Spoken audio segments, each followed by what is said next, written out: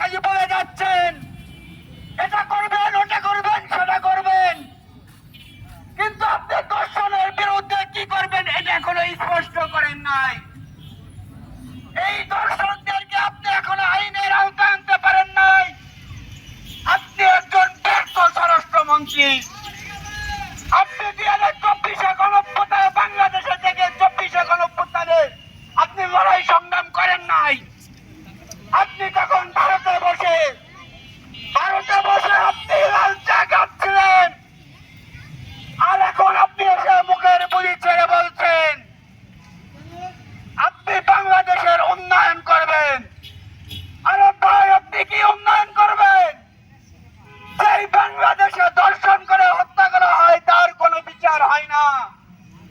সেই বাংলাদেশে আমরা কি পেতে পারি? আর আরেকটি কথা, আজকে নিউজে দেখলাম মির্জা ফখরুল ইসলাম আলমগীর সাহেব তিনি বলেছেন বিগত 3 মাসে বাংলাদেশ অনেকটা পরিবর্তন হয়েছে। আমি তার এই কথার সাথে একমত। হ্যাঁ, বাংলাদেশে পরিবর্তন হয়েছে, সেটা হচ্ছে আপনার ধর্ষণ ও খুন বেড়ে গিয়েছে।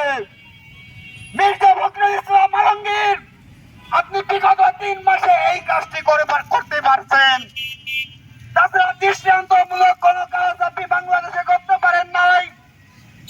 বাংলাদেশের আইন শৃঙ্খলার কোন উন্নতি করতে পারেন নাই।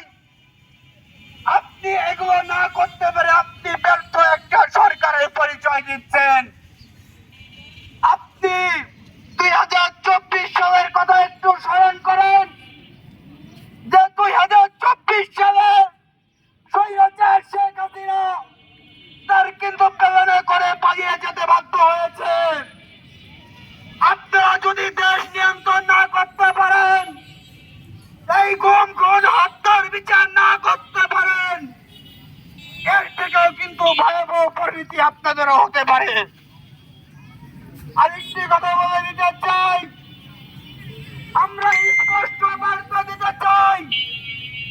আজকে আমরা এখানে দাঁড়িয়েছি অল্প সংখ্যক লোক, কিন্তু যদি এই রাবিকার হত্যার বিচার কার্যক্রম অতি দ্রুত সময়ের মধ্যে শেষ না হয়, সারা বাংলাদেশ থেকে যদি কোনো আন্দোলন না হয়, এই ফরিদপুর থেকে এই রাবিকা হত্যার বিচারে আন্দোলন কার্যক্রমে ফরিদপুর থেকে আমরা চালু করব।